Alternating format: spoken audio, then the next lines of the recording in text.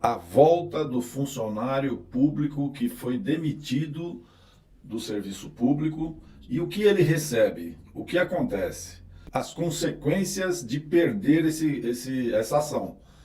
Você faz um pedido mal elaborado, um pedido aventureiro, o que acontece? Eu vou te mostrar como e quando é possível reivindicar essa reintegração.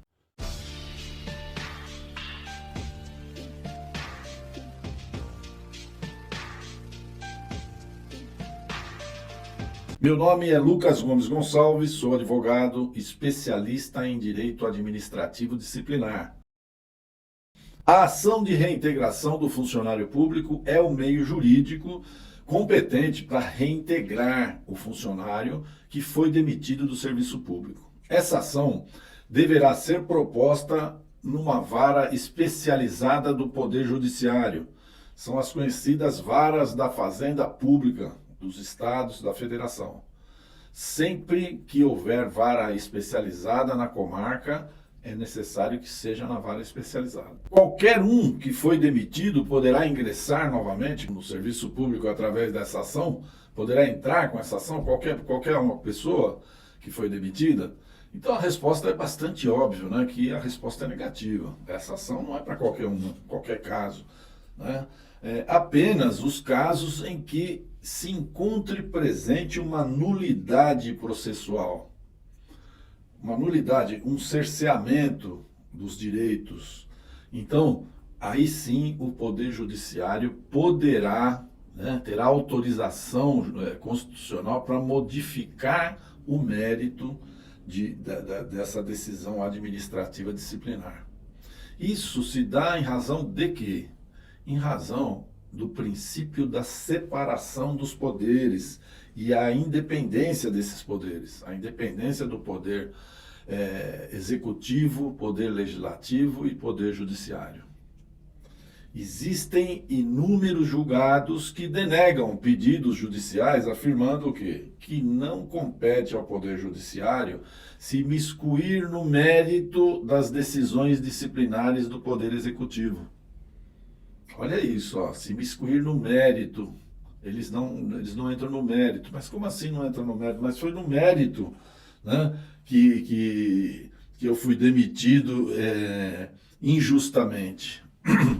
Então, a primeira coisa que tem que ser avaliada não é justiça ou injustiça. Tá? A primeira questão a ser respondida é: houve nulidade? Esse processo pode ser julgado nulo? Eu posso quebrar esse processo? Então, muitas pessoas me procuram me dizendo que a decisão não foi justa. Doutor, a decisão não foi justa. Mas a mera alegação de injustiça não viabiliza e nem justifica uma ação judicial. Esse assunto é bastante polêmico, confunde a cabeça das pessoas, porque, pera um pouco, o que é injustiça não é uma ilegalidade? Sim, se você provar que isso não foi justo, não no sentido amplo da palavra, eu não achei bom, não achei justo. Justo mesmo, dentro do sentido técnico, né? É uma nulidade. Seria aí uma decisão julgada contra a prova contida nos autos, contrariamente à prova contida nos autos. É uma forma de injustiça, né? Bom, então eu vou te explicar algo que é muito necessário.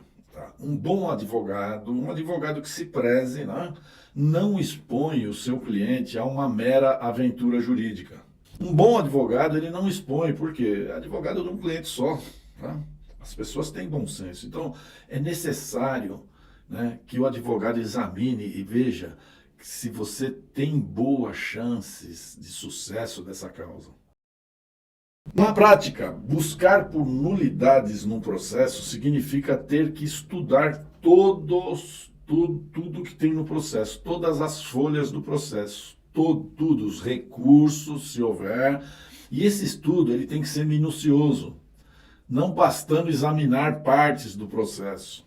Doutor, eu tenho aqui, olha, eu tenho a decisão, e eu tenho também isso, eu tenho aquilo. Olha, não. Tem que ser cópia integral do processo, de capa a capa. Inclusive carimbo de juntada, quando que foi juntado o documento, porque às vezes tem nulidades, né, que você encontra nas entrelinhas de um processo administrativo disciplinar. Olha, foi juntado, a comissão juntou um documento e não me deu ciência. Está aqui o dia, ó. Eu não obtive vista desses autos. Então, é uma nulidade, né?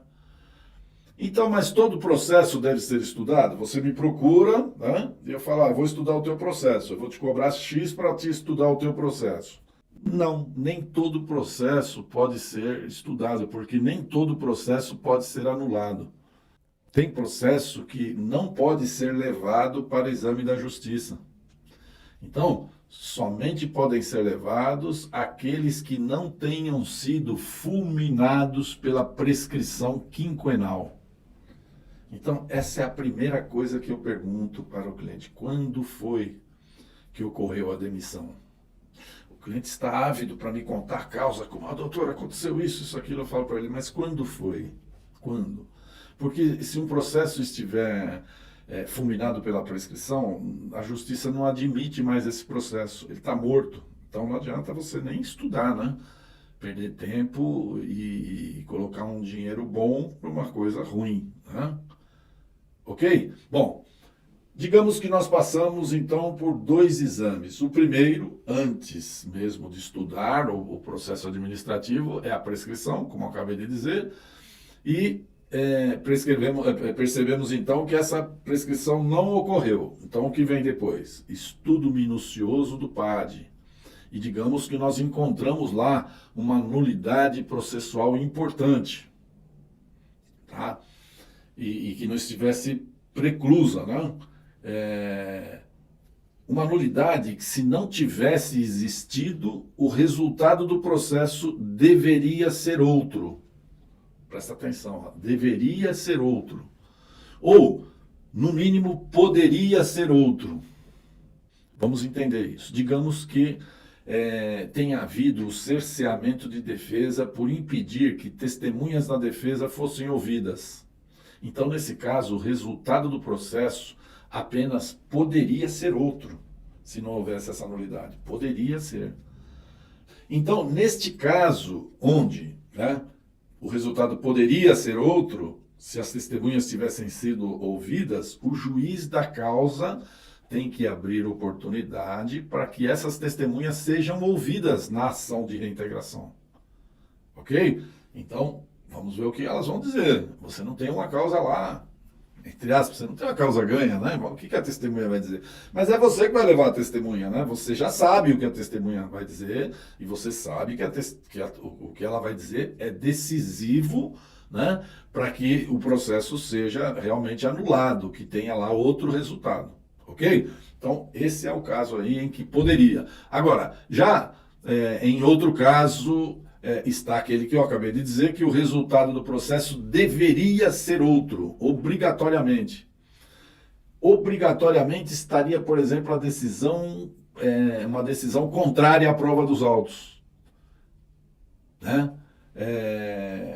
Onde, por exemplo, havia testemunhas que foram ouvidas, e essas testemunhas dizem que foi outra pessoa quem cometeu aquela infração disciplinar apontada lá pelo autor da ação. Ou seja, foi outra pessoa, não foi essa pessoa aqui que está sendo alvo, esse funcionário que foi demitido. Não foi ele, foi outro, escrito nos autos, tá? Tem testemunhas. Então, nesse caso, a prova já existia nos autos e o processo deve ser anulado e o funcionário público deverá ser reintegrado ao serviço público, com todos os proventos e vantagens de como se ele nunca tivesse deixado o serviço público, com o recebimento de todos os salários dele, todas as férias durante esse tempo, 13º, reflexos e possíveis promoções por tempo de serviço que porventura tivesse direito. Tudo, ok?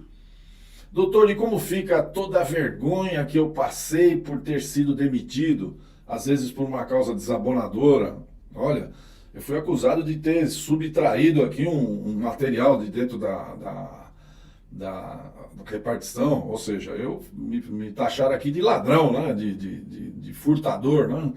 Então, como fica isso? Então, eu te falo, em alguns casos é possível, como esse, por exemplo, que eu acabei de falar, é possível sim levar pedido de indenização por danos extrapatrimoniais.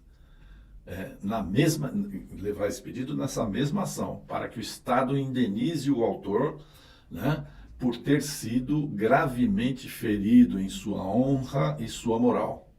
Mas lembro que isso não é automático e nem é para todos os casos, tá? Nem todos os casos levam esse pedido, porque cabe a quem alega o ônus de provar, sob pena de arcar com as consequências, né, da sucumbência. E como funciona essa ação, doutor? O que pode ser apresentado nessa ação? Ok, então vamos lá. Essa ação é uma ação de rito ordinário, onde se admite todos os meios de prova admitidas em direito. Prova documental, prova pericial, prova oral, através de testemunhas e outros meios de prova. Entenda isso, por favor, porque às vezes a gente faz um vídeo desse e as pessoas depois, elas querem de qualquer forma entrar até com essa aventura jurídica, né? Entenda bem que não se trata de uma nova chance. Essa ação não se trata de uma nova chance, simplesmente uma tentativa de mudar um resultado. Por quê? Tem que haver uma nulidade ou ilegalidade no processo. Esse processo que está sendo revisionado, ele tem que ter uma nulidade. Então, não vale dizer assim, pensar assim, perdi o PAD, mas eu vou lá na justiça, vou dar mais uma tentada lá, vamos tentar lá ver o que acontece. Então, toda vez que você pensar em fazer isso, você tem que lembrar o seguinte: eu lembro todos os meus clientes antes, eu só quero ação que seja realmente boa. Por quê? Porque eu sou bonzinho? Não, porque eu uso da minha inteligência. Então, o que me interessa muito nessas ações são que o recebimento, financeiramente falando, além da satisfação do cliente, o recebimento do quê? Dos atrasados, né? Ou seja, são vários e vários salários, onde lá a gente vai ter um percentual. Então, lembre-se que o advogado que age, né, com inteligência emocional, que age corretamente, ele vai te lembrar que o ônus da sucumbência será sempre daquele que perder a causa. No seu caso, né, você contratou advogado, você vai arcar com os honorários do seu advogado e, se perder a causa, pagará também as custas processuais e os honorários do advogado da parte contrária. Esses honorários são estipulados pelo juiz, um percentual, que vai até 20%. Então, tudo deve ser meticulosamente estudado antes.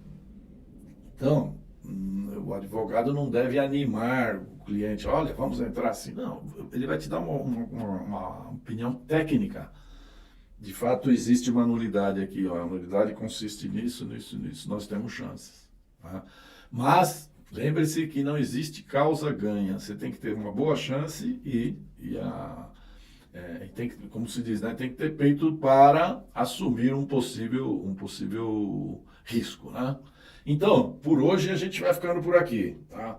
Se você gostou do conteúdo, dá um like, que é a única forma que você tem de ajudar o nosso canal. Nós não recebemos patrocínio. Aqui ninguém paga para a gente falar, a gente se autopatrocina aqui. Então, a remuneração do YouTube vai de acordo com os seus likes aí. Então, ajuda a gente aí dando like. Se quiser saber mais sobre nós, entre no nosso site www.projudice.com.br. E se deseja saber sobre como proceder durante um processo administrativo, né, uma defesa do funcionário num processo administrativo ou numa sindicância, ou em uma ação indenizatória, que é o alvo desse vídeo aqui, ou ainda, se tiver alguma dúvida de relevância jurídica, entre em contato conosco, através de todos os contatos que nós temos lá no nosso site. Inclusive tem lá o WhatsApp, está vou repetir, www.projudice.com.br. Um grande abraço, fique em paz, muita força e energia e até o nosso próximo encontro aqui no nosso canal de informações sobre direito disciplinar e outras tantas coisas de interesse dos servidores públicos. Até logo!